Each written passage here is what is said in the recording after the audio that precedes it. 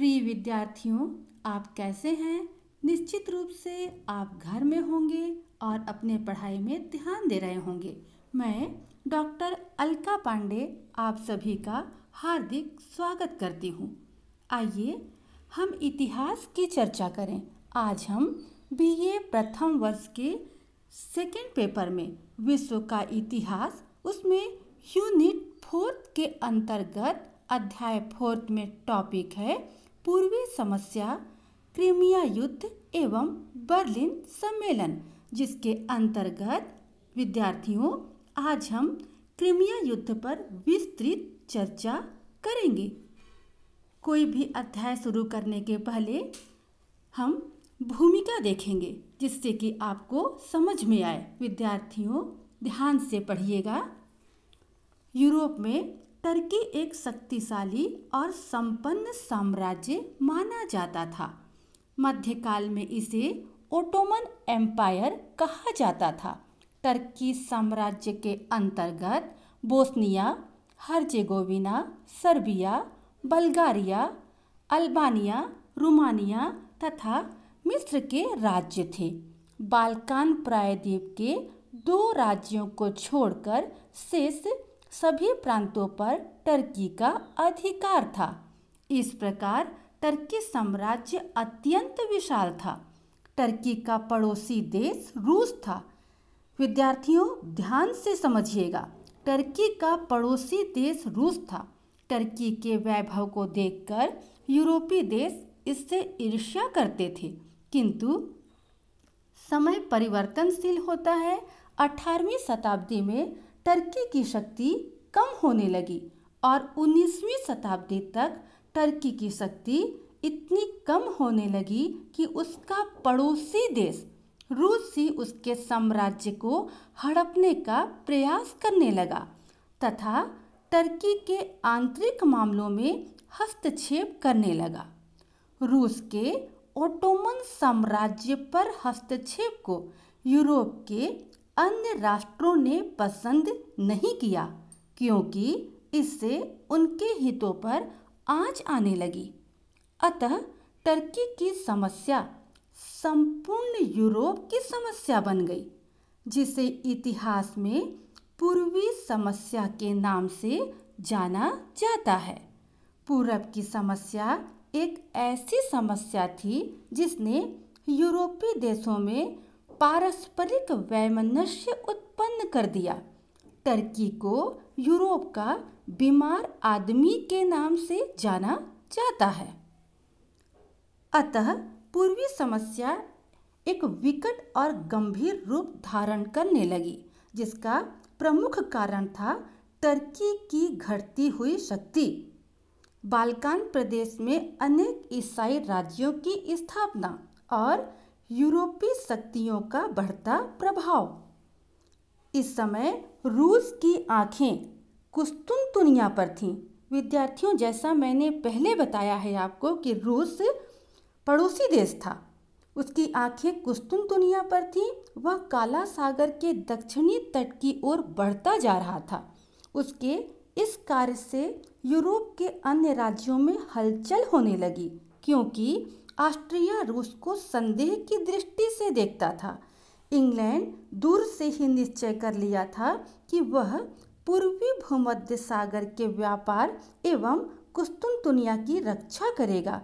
इस समय बाल्कान प्रदेश के छोटे छोटे राज्य टर्की के विरुद्ध अपने को स्वतंत्र घोषित करने का प्रयत्न कर रहे थे।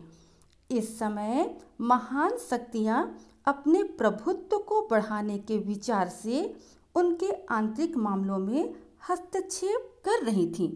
इस प्रकार अनेक प्रयत्नों के फलस्वरूप भी युद्ध को टाला न जा सका और युद्ध प्रारंभ हो गया।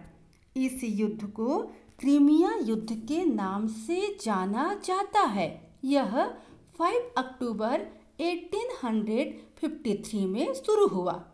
विद्यार्थियों, अब हम भूमिका के बाद युद्ध के कारणों पर प्रकाश डालेंगे, क्योंकि बिना कारण के कोई युद्ध नहीं होता है। तो आइए सबसे पहले हम देखें टर्की के सुल्तान की अयोग्यता। टर्की का सुल्तान एक अयोग्य व्यक्ति था। उसका शासन प्रबंध सुदृढ़ न था। उसकी धार्मिक नीति अपने साम्राज्य के अंदर रहने वाली विभिन्न धर्मावलंबियों के लिए अनुदार तथा अत्याचारपूर्ण थी। जनता उसके शासन से अत्यंत दुखी थी। नेक्स्ट है रूसी नीति। रूस का जार निकोलस प्रथम एक महत्वाकांक्षी सम्राट था। रूस चाहता था कि टर्की के कमजोर होने से वह बाल्कान क्षेत्र में अपने साम्राज्य का विस्तार कर सके। अतः वह बाल्कान प्रायद्वीप के प्रजा को तुर्की के खिलाफ आंदोलन के लिए भड़काता था। रूस का उद्देश्य तुर्की को हड़प कर विशाल रूसी साम्राज्य बनाना चाहता था। नेक्स्ट है इंग्लैंड का स्वार्थ। इंग्लैंड रूस की महत्वाकांक्षा का प्रबल विरोधी था, क्योंकि भूमध्य सागर में रूस का प्रवेश इंग्लैंड के लिए संकट उत्पन्न कर सकता था। साथ ही तुर्की पर रूस का अधिकार होने से इंग्लैंड का भारतीय साम्राज्य भी खतरे में पड़ सकता था।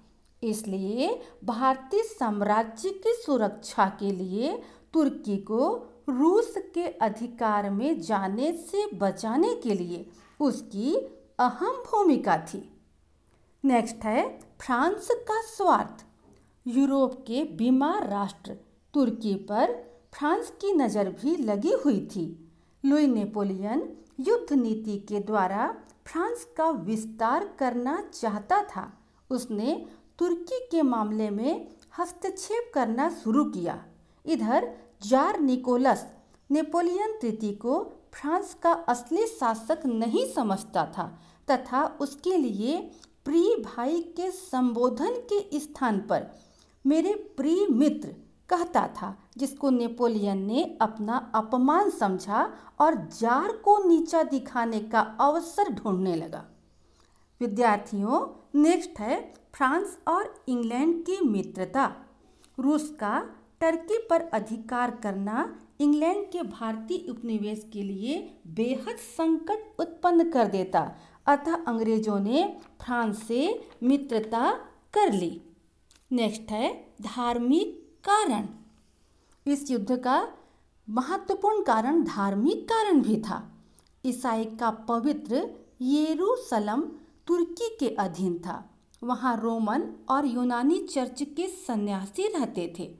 1742 के संधि के अनुसार रोमन सन्यासी की रक्षा का भार रूस को मिला। रूस धार्मिक बहाना बनाकर तुर्की पर आक्रमण कर उसके प्रदेशों पर अधिकार करना चाहता था।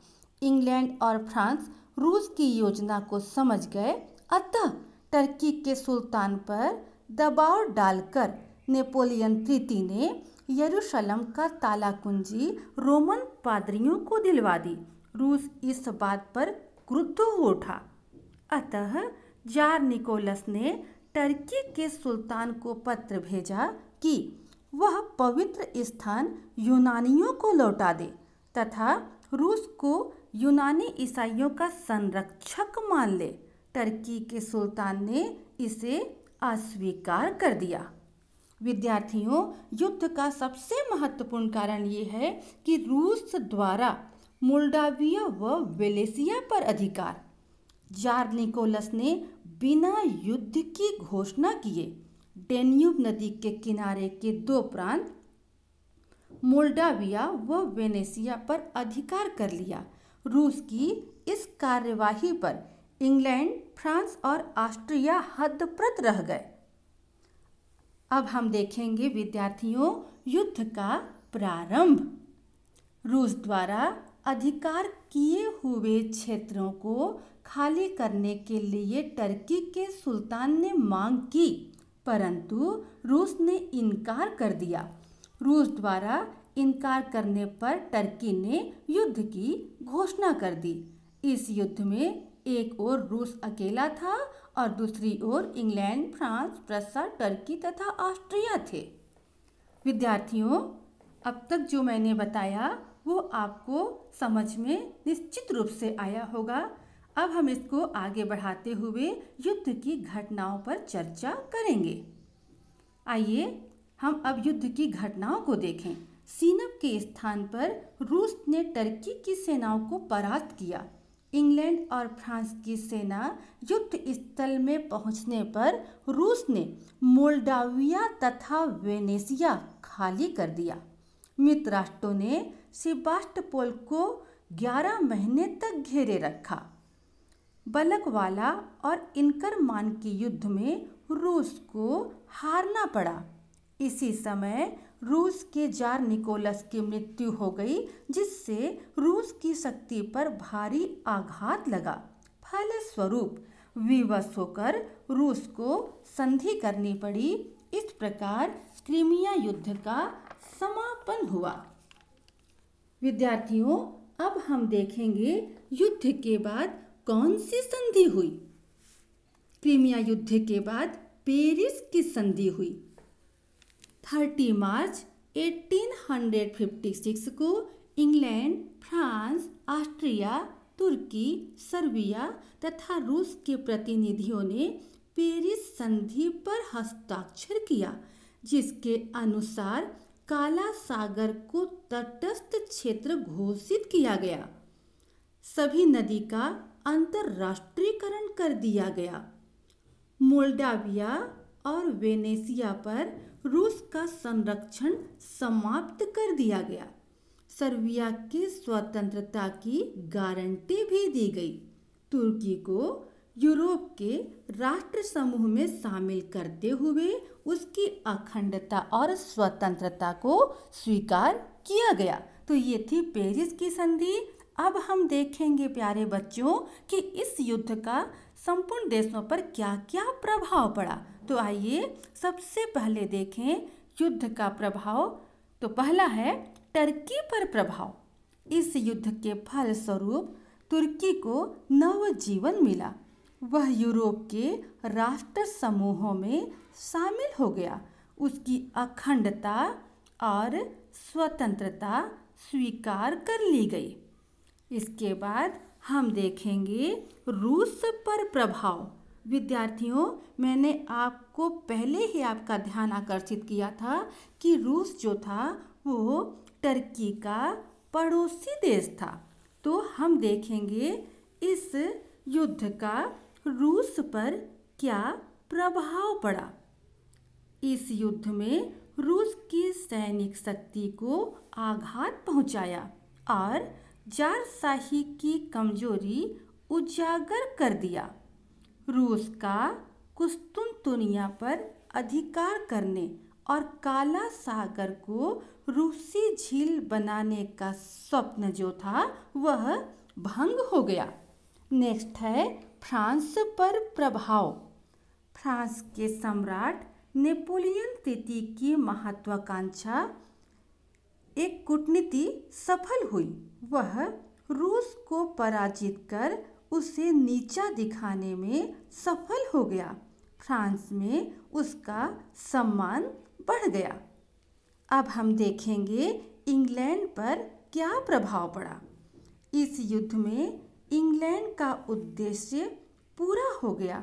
रूस के विस्तार पर प्रतिबंध लग गया, लेकिन इससे इंग्लैंड को अपार धन जन की हानि हुई।